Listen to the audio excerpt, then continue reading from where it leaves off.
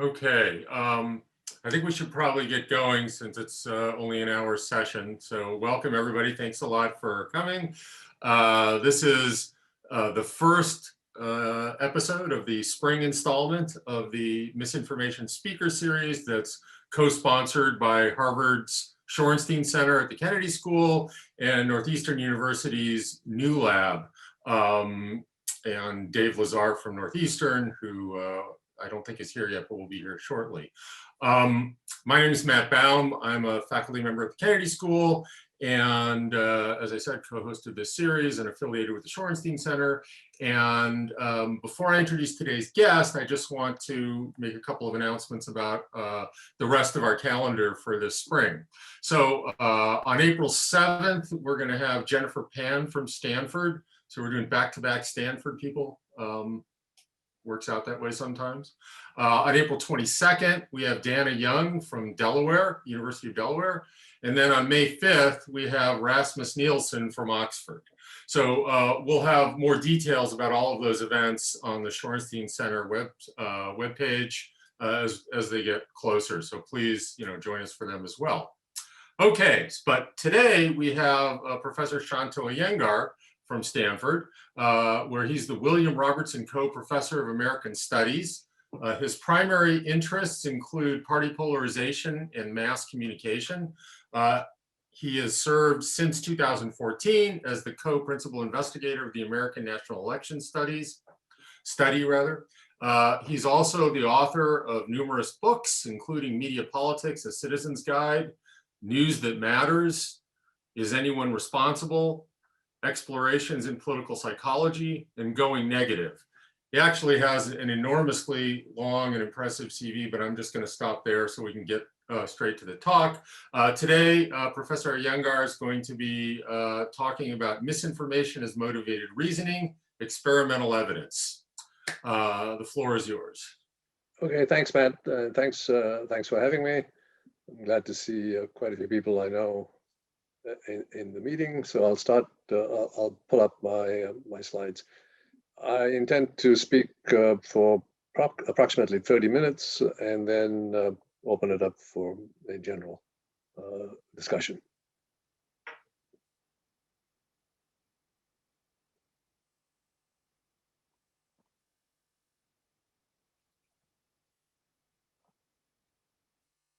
Okay, so as Matt just said, this is the title of my presentation, Misinformation as Motivated Reasoning, Experimental Evidence. And of course, the misinformation literature today is of course, indebted to Donald Trump for most of the data points that we have. So I'll start off by a couple of, I'll have maybe just 5 minutes of introductory discussion of why do we care about misinformation and the connections to polarization in particular. I'll then describe a couple of studies that we've run, both experimental, summarize the results very quickly. In fact, I think I sent Ali the paper that describes the experimental design in some detail, so I'll be somewhat brief on the descriptive side this morning. And then finally, I'll talk about what do these results tell us about contemporary American politics. So the backdrop, the context for this study, of course, is the fact that we are now living in an era of intense polarization. This is documented in a variety of ways, but particularly if you're a survey data person, you know that these indicators of partisan affect, how people feel about their own side and their opponents, the latter, the feelings toward the political opposition, those have moved significantly downward over the last 30 years. So there is now a fairly active literature on this phenomenon of affective polarization. And the intensified polarization has led to this sort of spillover of partisanship By that I mean the intrusion of partisan cues into non-political domains. So there's quite a bit of evidence now that interpersonal relations, so friendship networks, for instance, are homogeneous in a political sense. And there's also data that marital long-term relationships, such as marriage, are increasingly based on political selection. And I mean, sort of active political selection as opposed to some sort of accidental selection based on some sort of where the choice was based on factors that had nothing to do with politics but were correlated. I mean, there's a long literature on the various factors that can account for spousal agreement, only one of which is this notion of selection. But we actually have some evidence on this point suggesting that it is indeed selection.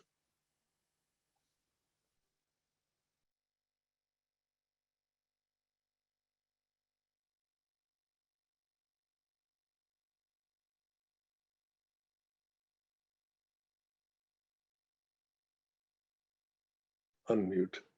Okay, am I now? Yes, I assume I'm okay. So one especially problematic extension of this notion of partisan cues spreading everywhere is the role of partisanship in shaping factual beliefs. And there's considerable evidence out there by now that indicates that partisans are willing to ignore or distort facts that reflect poorly on the favored party or candidate. And this literature has been around for some time now. It predates Donald Trump by quite some time. So I see Adam is in the room, and Adam, in fact, has written a bunch of papers on this well before the era of Trump.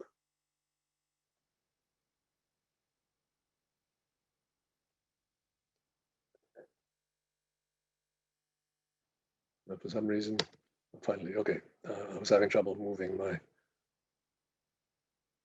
So how might we sort of frame this research on misinformation, particularly in a theoretical sense?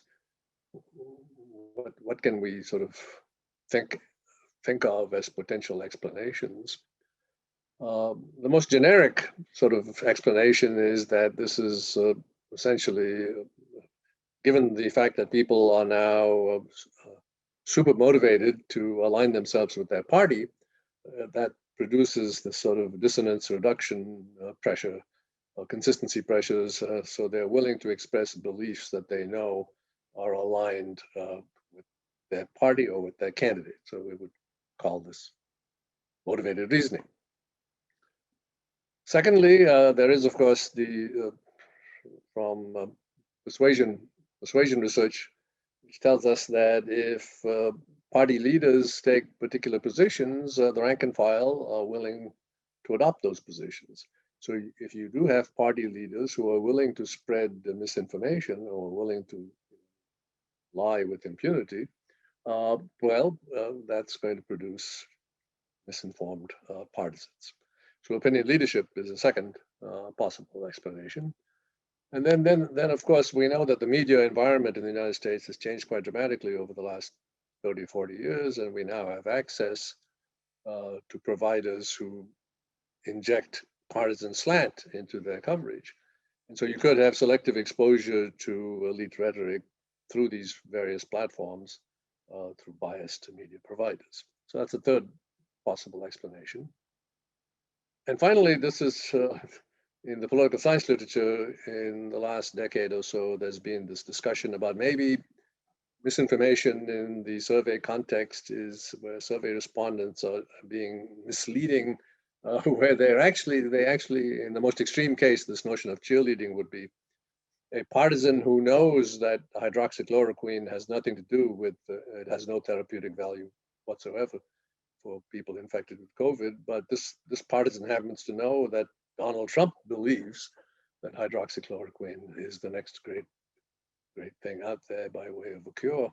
And so he's going to say, yes, hydroxychloroquine does have value in the treatment for COVID. So that would be a kind of a person who knows the right answer, but is willing to give the incorrect, misinformed response simply to sort of be on the same team as the party. That would be the most extreme form of cheerleading. When we wrote this paper, this is well before recent events, but I think you would have to admit that the events of January 6th would seem to weaken the cheerleading notion that somehow this evidence on misinformation is illusory and it's not genuine. But I think what happened on January 6th would seem to indicate that indeed it is sincere and real. People were willing to do lots of things on the basis of their belief that the election had been, that Donald Trump had actually won the election. Okay, that's it by way of background. I'll just move on to what did we do. So the research design is set up to try and mimic those kinds of processes that I've just outlined. So to incorporate opinion leadership into the design, we use questions that tap subjects on which former President Trump has held forth. So we asked people questions about the extent of illegal voting in the 2016 election, whether Obama had wiretapped Trump Tower, and in the COVID context, of course, hydroxychloroquine. And to incorporate selective exposure into the design, our survey participants, before they answered each of the misinformation questions, we gave them the opportunity to read a brief, probably one paragraph, an excerpt from a news report, which they were told is bearing on the relevant question that they're going to be asked. I should point out, by the way, that it never actually gave them the correct answer. And the choice set consisted of, the full range. We had either conservative, you could go to Fox, or you could go to a liberal source, e.g. MSNBC, and one authoritative expert source with technical know-how on the question at hand. So on the question about unemployment, for instance, they could check something from the Bureau of Labor Statistics, or for something about the coronavirus. We might give them an excerpt of an announcement from the CDC. And finally, there were two mainstream sources, CNN, Washington Post. So before they answered each of the misinformation questions, they got this opportunity to select a particular piece of information from a particular platform. And finally, because we thought there may be some reactivity in this process of asking them to click on a brief news thing, so we wanted to make sure that this mapped onto their naturalistic web browsing behavior. So we also looked at their daily web browsing behavior over the 30-day period prior to the study, so that we could at least see that the kinds of choices they were making here matched the kinds of choices in the naturalistic everyday browsing behavior. Okay, that's pretty much, the paper has much more detail. It's all of this is done on the YouGov platform. So the sample is recruited off the YouGov online panel, and there's various quirks associated with the YouGov platform. I'm not going to get into any of that here. And this last point, of course, is about the cheerleading argument. People like Marcus Pryor and John Bullock, just to name a couple, have argued recently that and I think Adam has also made this argument, but not using incentives, other sort of accuracy-oriented treatments, that you can, in fact, reduce the level of observed misinformation if you do get people to focus, be more careful in their survey responses.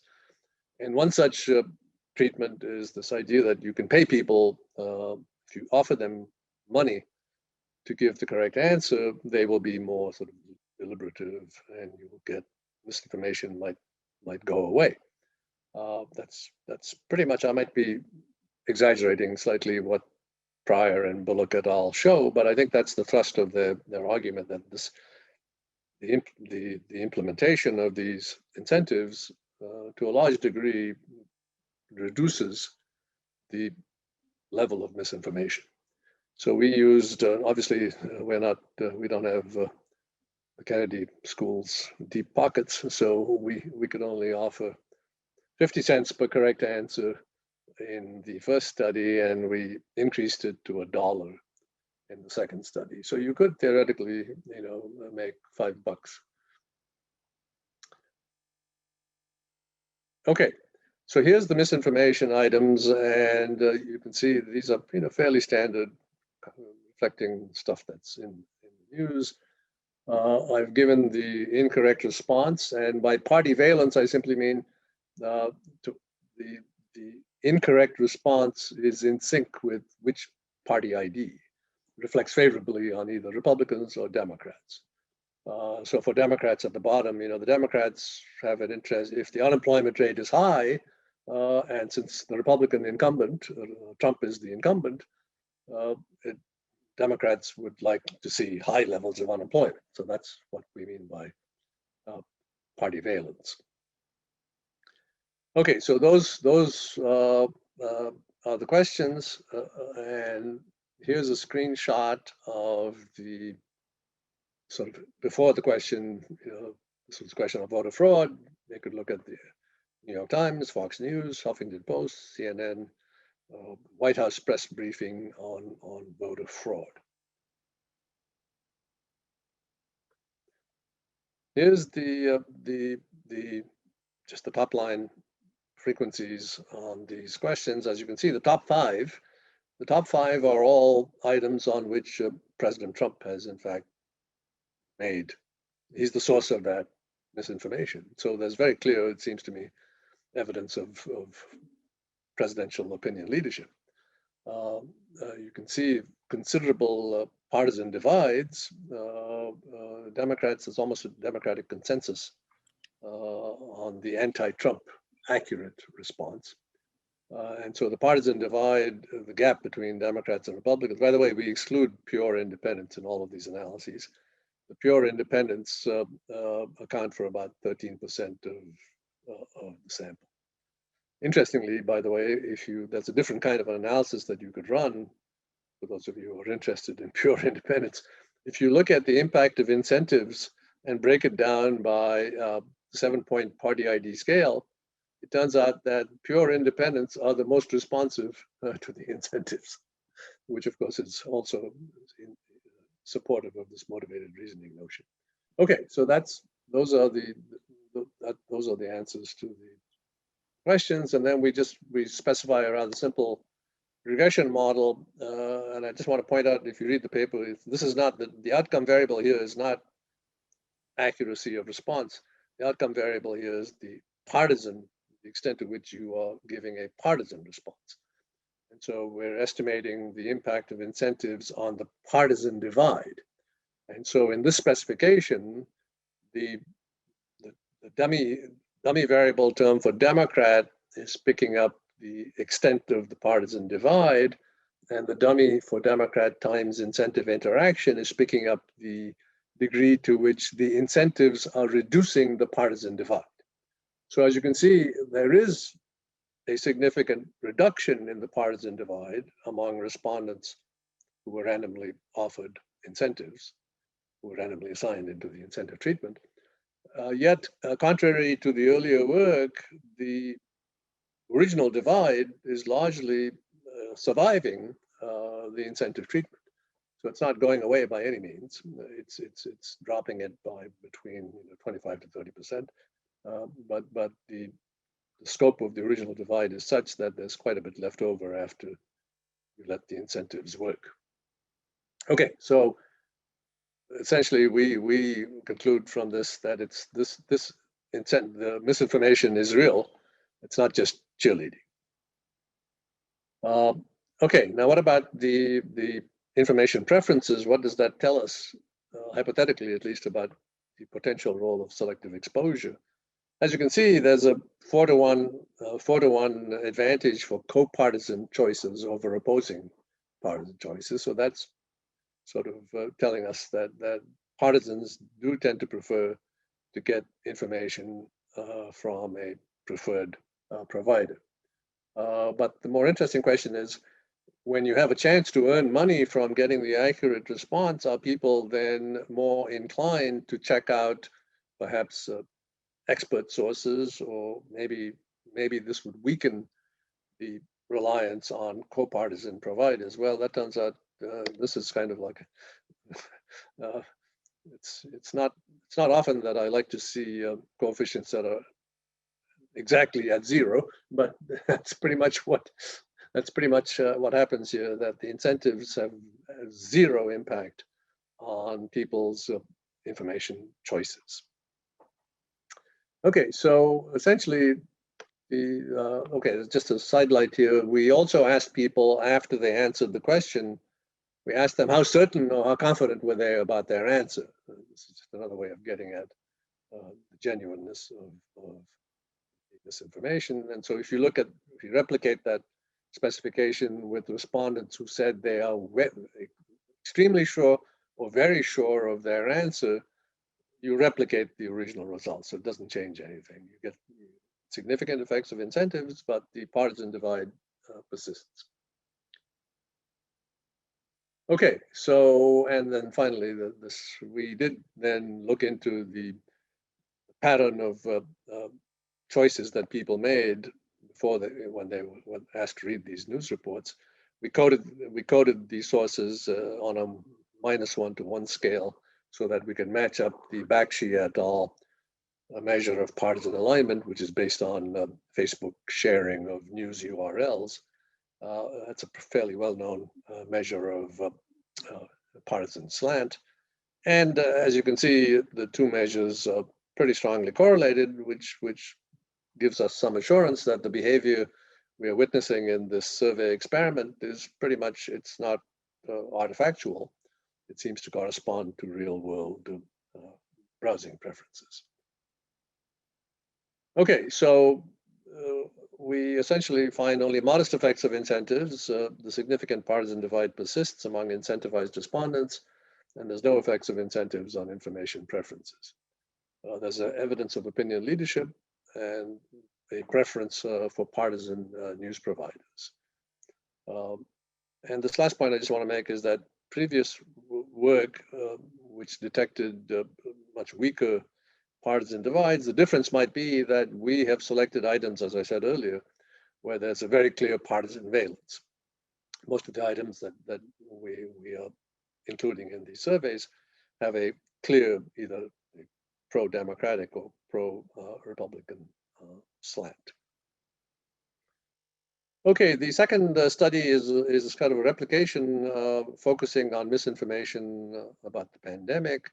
As you know, there's been a huge cottage industry of research on partisan responses to COVID. Just citing a couple of papers, I mean, there's really, I can think of at least 10 others.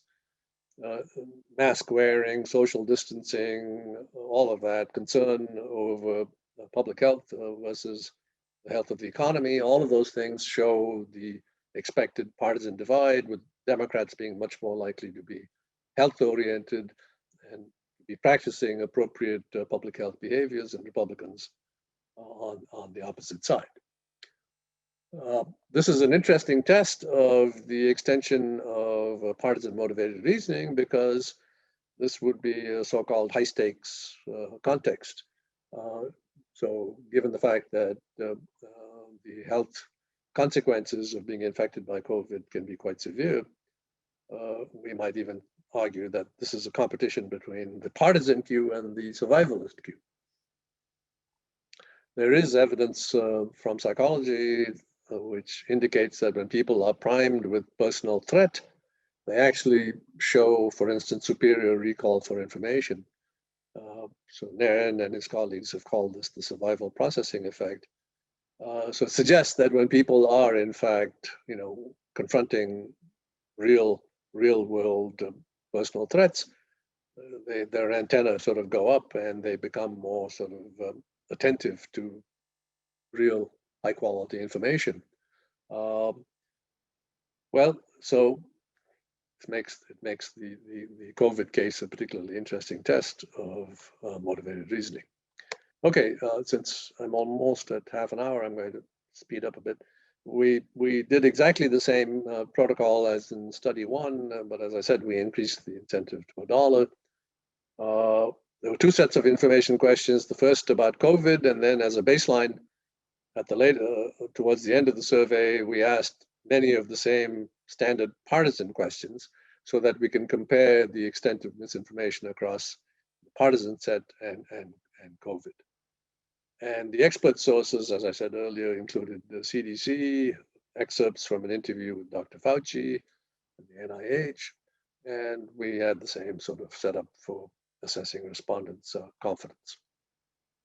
Okay, so here are the questions. Statistics reported by the CDC overstate the number of Americans who have died. This is a true-false question. And I've given you the misinformed responses are in parentheses here, comparing the US mortality with other industrialized nations, those 65 and older, question about the Chinese lab, and then the hydroxychloroquine question. Okay, so here's as you can see, the partisan divide is sort of fairly extensive and comparable to the divide that I showed you earlier on the standard partisan items. Interestingly, there's one item on which there is a total consensus, which is the age, susceptibility of elderly people to COVID. As you can see, it's a fairly easy question. Democrats and Republicans, over 80% of them answer that accurately. So here's the information search data, and as you can see, we get the same pattern. Republicans disproportionately tune into right-leaning conservative outlets. Democrats are more inclined to consult mainstream and expert sources. Interestingly, this is something that actually the selective exposure literature tends to indicate more often than not, that it's more prominent on the right than the left. As you can see on the left-leaning sources, not much of a preponderance for Democrats. Okay, the same exact results when you look at those interactions. The partisan divide on COVID, it's non-significant.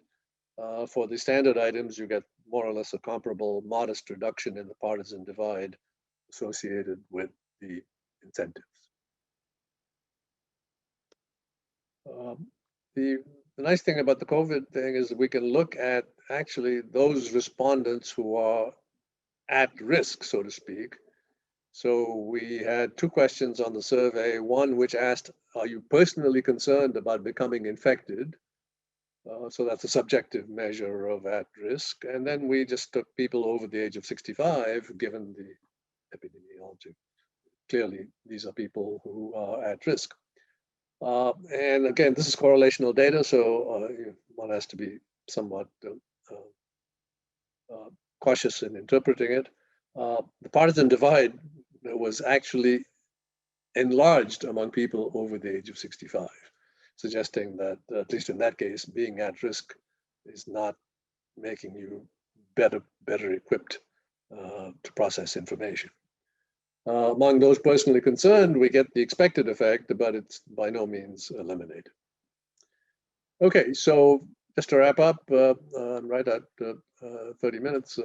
The inaccurate factual beliefs, cheerleading does not seem to be implicated. These seem to be genuine beliefs. They're not superficial. They don't go away when you incentivize people.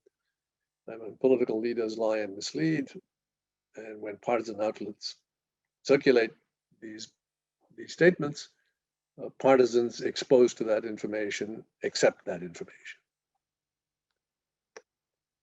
Significant personal costs do not appear to ameliorate the problem of misinformation. And so I just want to close with the paragraph that we wrote at the end of the COVID paper. Polarization appears throughout American life, but in most documented cases of partisan disagreement, the personal costs of blindly following party positions are minimal. We have shown that conformity to the party queue extends to a pandemic that has taken hundreds of thousands of lives. To the extent personal costs weaken the motive to engage in partisan reasoning, we anticipated that the level of partisan disagreement over COVID would be reduced relative to conventional issues with minimal impact on daily life. Instead, we found that partisanship is no less likely to distort beliefs about the pandemic. The applicability of motivated reasoning to COVID-19 suggests that the partisan queue is powerful enough to offset perceived threats to personal well-being. Okay, Matt, I will terminate the screen share and I will be happy to respond to whatever comments or questions have arisen.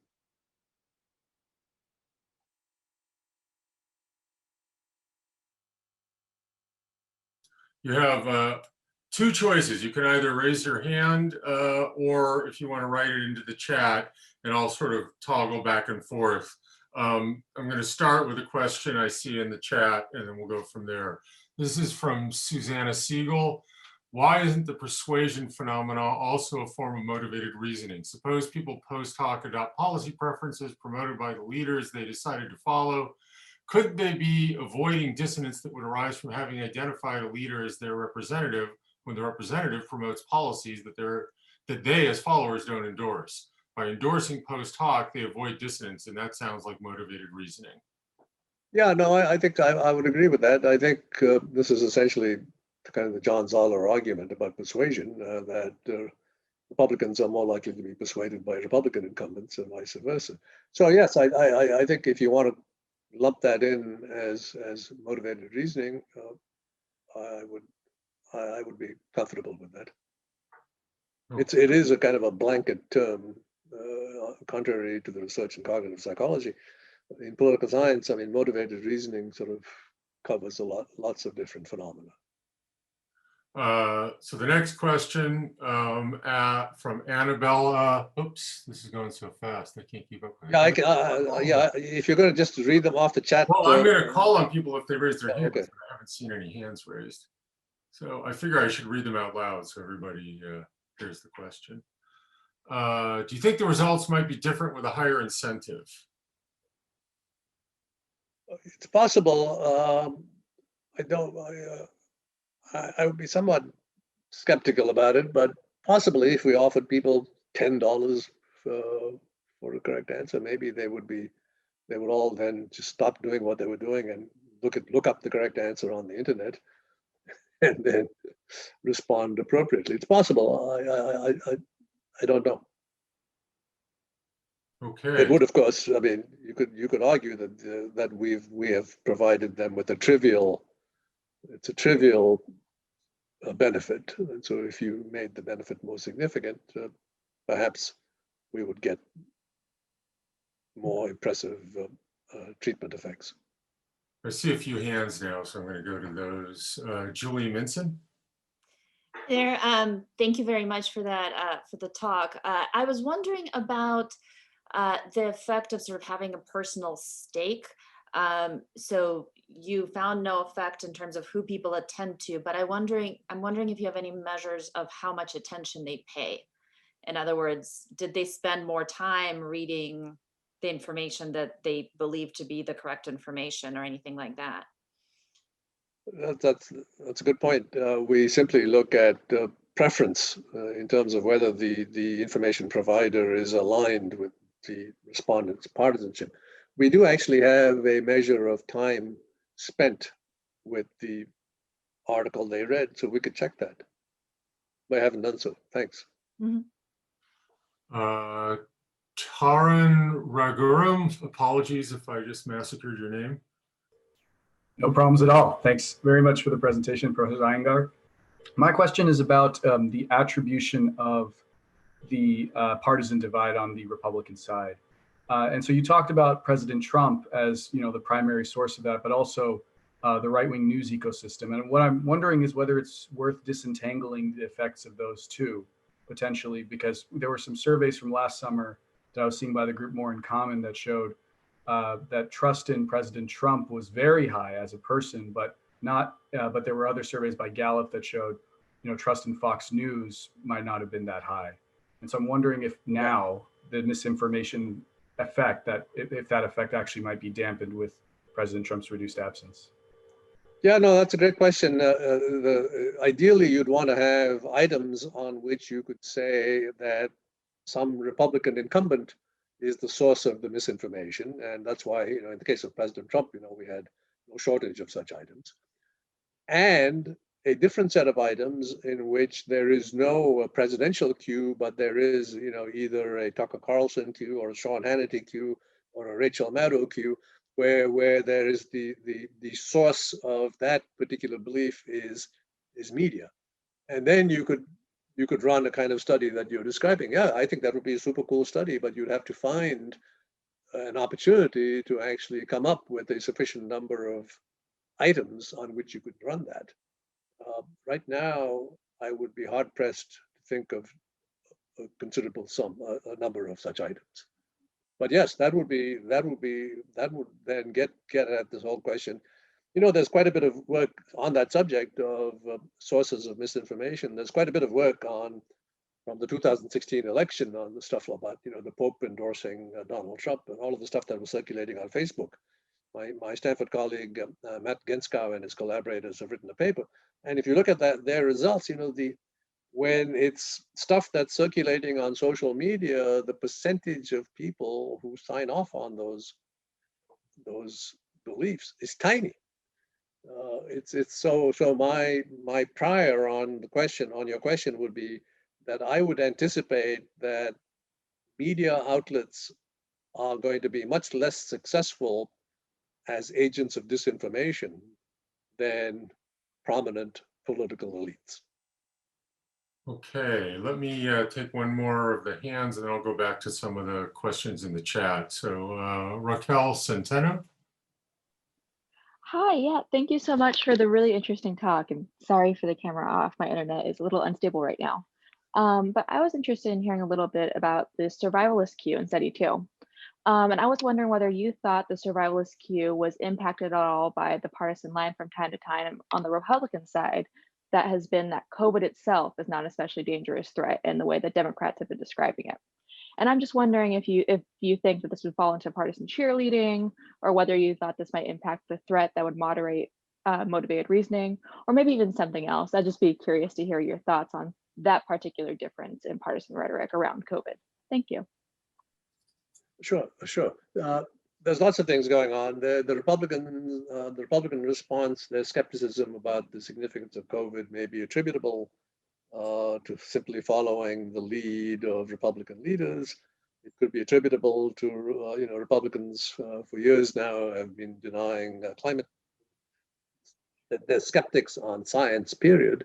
But the argument we wanted to make was that somehow there would be evidence of real world effects, that if you live, for instance, in a county like I do, Santa Clara County in California, where the hospitalizations are off the charts, you might expect that people would apply that kind of logic. There's a good chance that I could be hospitalized, therefore I need to be careful about what I do. That's what we were trying to get at in terms of the survivalist thing. So, Jamie Druckman at Northwestern has an interesting paper in which he argues that in counties where there was, severe outbreaks, the tendency for opposing partisans to adopt positions consistent with for Republicans, in other words, to be denialists, is somewhat weakened. That's the kind of logic we were trying to pursue under the rubric of the survivalist reasoning. But unfortunately, because it's a survey, we don't really have a good handle on. It would have been very nice, for instance, to know if there was someone in the respondent's family who had been hospitalized, or that would have perhaps given us a better measure of being, quote, at risk. So I think in general that aspect, because it's a correlational test, it's kind of a weak link in that COVID study. Okay, let's go back to the chat for a couple of questions. Ellie Yang asks, are there any message or media strategies to counter partisanship-driven motivated reasoning, or motivational reasoning, sorry. I assume she meant motivated. Can you, sorry, I missed that. Sure. Are there any message or media strategies to counter partisanship-driven motivated reasoning?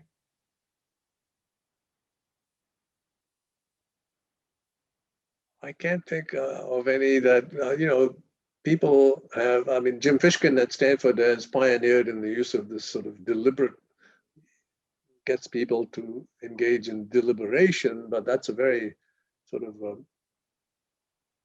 labor-intensive sort of infrastructure. People have to show up and they have to get assigned to different groups and they talk about issues.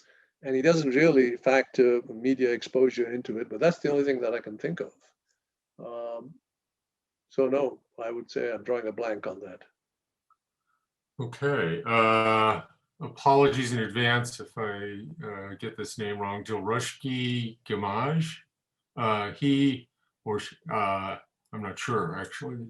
In study one, what the main reason behind intervening the news before they take the survey question, liberal, conservative, mainstream, etc. Do you think it will be the same impact if the study is pairwise with prior news and not? Pairwise, I'm not sure what they did. They did get the question about which of these excerpted news reports would you like to consult before you answered the question?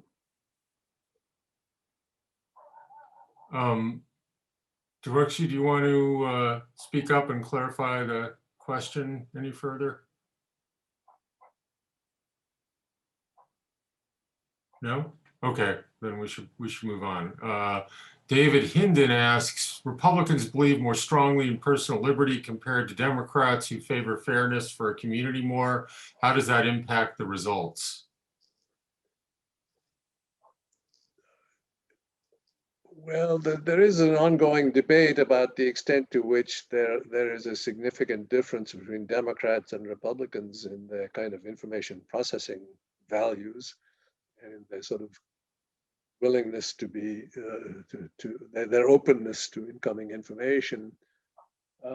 John Jost at NYU Psychology is one of the people who's been arguing for years that it's an asymmetric pattern where people on the right are more sort of closed-minded, if you will. I'm oversimplifying his work, than people on the left.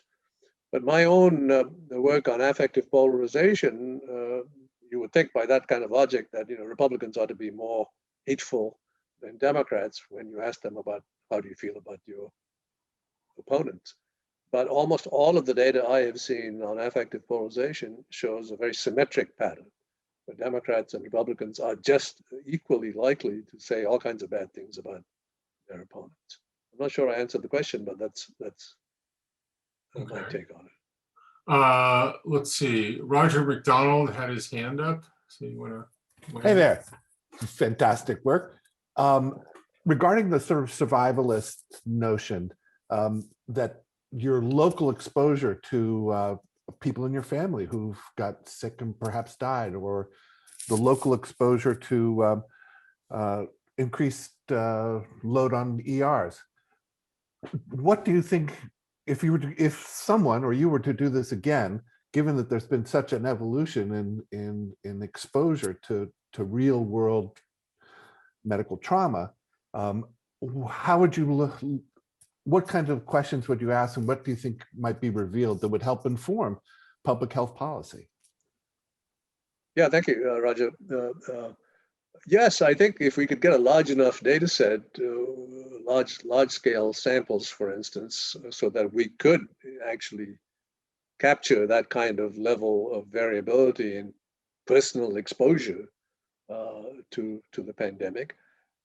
And if we did find that at high levels of exposure, people were actually much more likely to give accurate responses, well, I mean, that would be in one sense reassuring, but in another sense that would be disappointing, because it would mean that we would have to have a super severe level.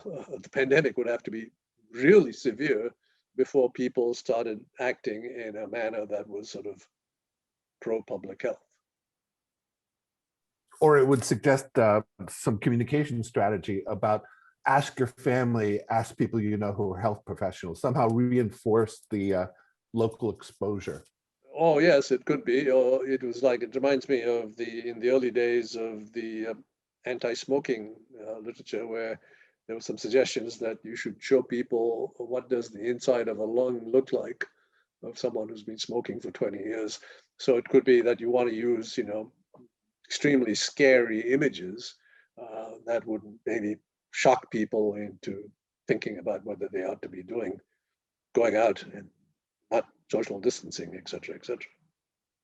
Well, not to go on to great length, what I was suggesting is that not some disembodied, as it were, charred lungs, but somehow linking it up with people in your community, people in your family, somehow making that connection. It's a vital question because we're still in the midst of this, and there's still great risk that the variants could just go wild. No, public health. 100%. I'm agreeing with you. I believe that, yes, I think if you can show, if there is evidence to the extent that a personal connection, that if in fact it hits close to home, and that does make people somehow, more attentive to facts and more sort of more likely to adopt the appropriate public health behaviors, then yes, I would think that would be worth pursuing. Begs more research. Hey, I think we should probably get some other people in here. John Green, well, I'm not sure if that's actually a question. So if you want to pose a question, here's your it was mostly a joke about incentives, but there is a real question in there. So yeah, I think this is really interesting. And the first thing that comes to mind is the cultural cognition stuff from a little while back, where partisans might know what the researcher thinks the right answer is. And it's still motivated reasoning if they're then giving you the wrong answer. But I'm wondering if the extent to which, say Republicans do know what the right answer is and just have been told not to trust mainstream sources, which is, I think, in line with the theoretical setup, but I'm wondering how you think about that. Yeah, so YouGov, they bill the survey as it's an academic research project, and so you're right. To the extent that Republicans have these priors about academics, and we have this problem in the 2020 polling field, right? If Republicans are just averse to responding to surveys, you could get this kind of a phenomenon where even when they do respond, they might deliberately distort, simply just to throw off the results, perhaps. There's a paper by Professor Hillegas at Duke, where she develops the argument that there are some people who are just doing what she calls survey trolling. So this is different from trolling. I'm saying they know what the sort of expert consensus is on something and think that's wrong legitimately, but they do know what the expert thinks the right answer is. So it's not trolling in that they're not trying to mess with your survey. They're conveying something genuine that they believe about sort of the expert consensus being hostile towards, say, conservatives. So you're saying is their misinformed belief is genuine, and they also know that their misinformed belief is at odds. Yeah. So with this is coming from some studies in the early 2010s asking about beliefs about evolution, climate change, and if you rephrase the question away from what is true to what do the scientific experts think is true, people indicate that they do know what that consensus is, even if they would otherwise say the wrong thing. So it sounds like it's a different take on cheerleading. You're simply saying that it's cheerleading that has some sort of a cognitive component. Right. Yeah. No, I'm not saying that this is sort of in contest with what's going on here. I'm saying, how does this sort of interact with that? Yeah. That no, process? I'll have to think about that. That's an interesting point. That just reframing the survey question might be something worth pursuing. Thanks. For sure.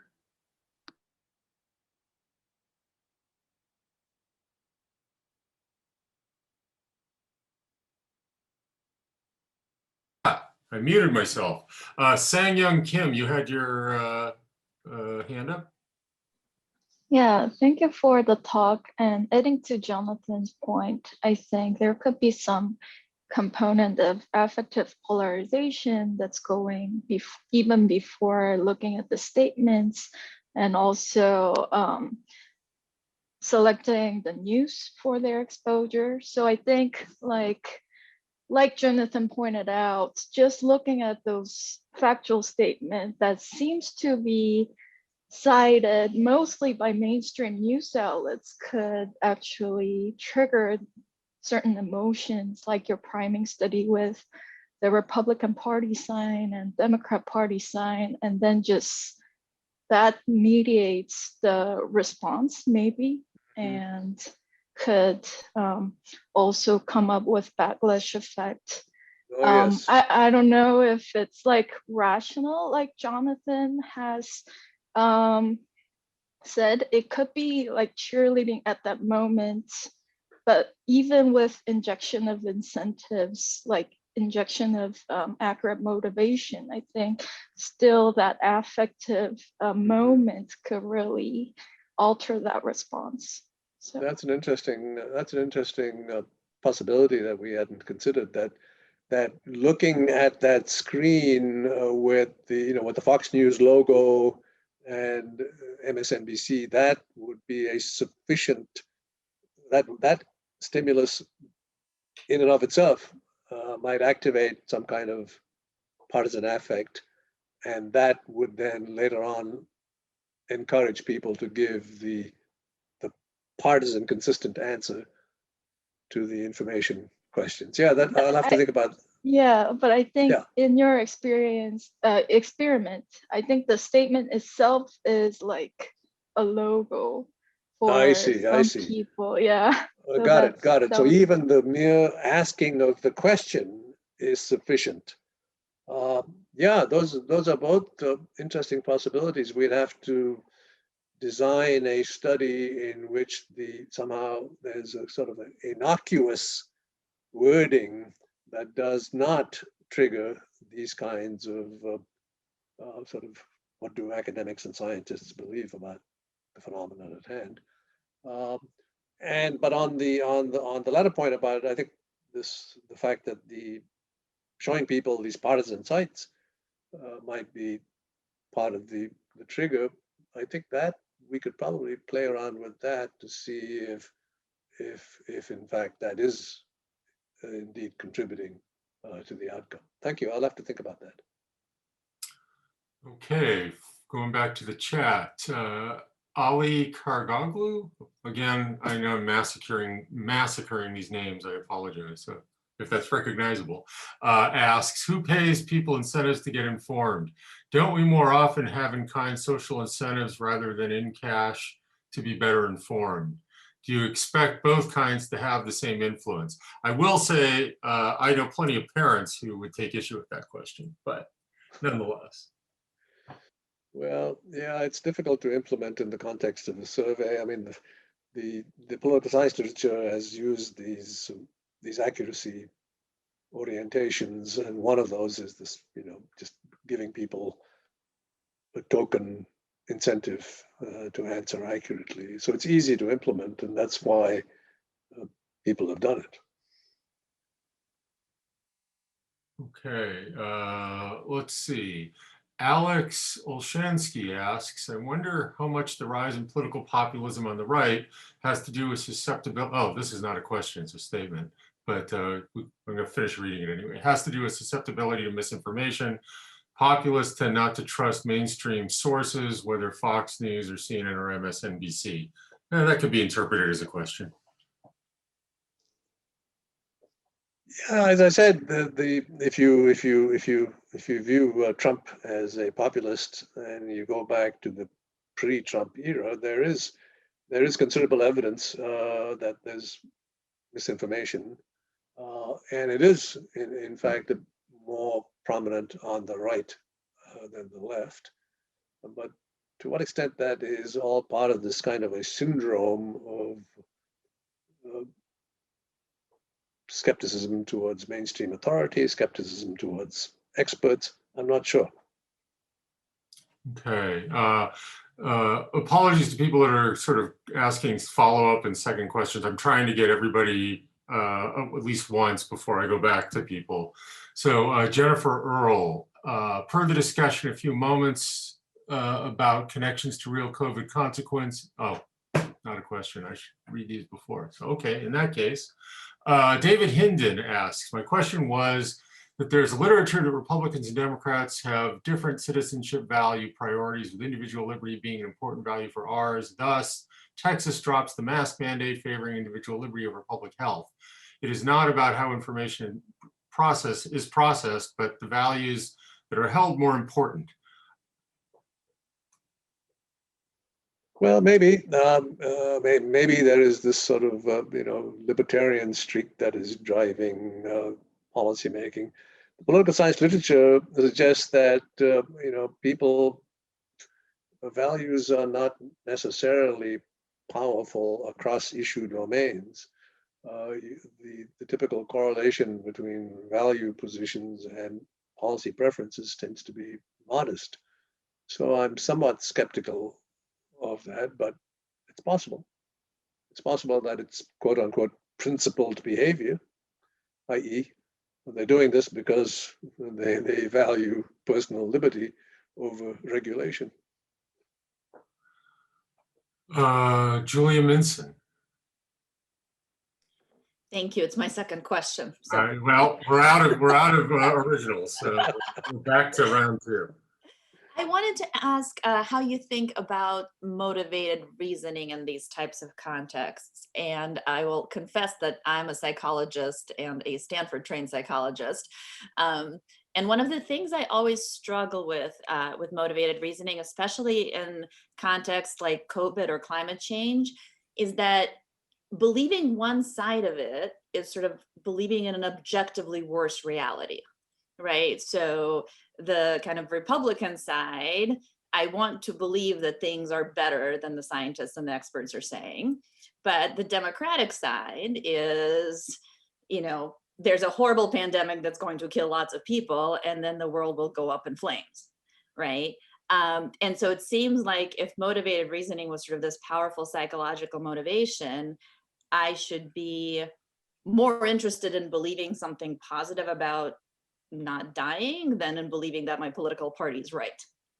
And I think psychologists are very, very quiet about this. So I would love to hear what you think.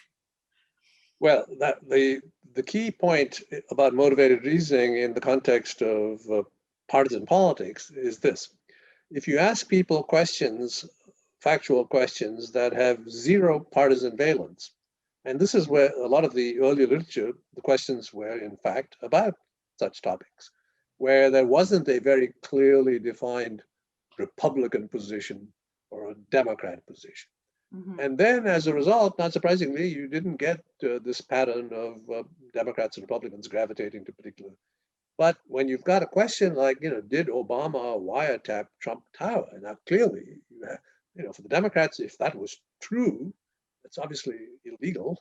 It's a bad thing. It makes Obama look bad, and it makes Republicans, they're victims. So that's where you need this partisan valence in order for the motivated reasoning part of it to kick in. If there is no partisan cue explicit in the question, you wouldn't expect that kind of a pressure where, well, I've got to say what's good for my side. I think that's the kind of reasoning that the misinformation folks are using when they refer to motivated reasoning.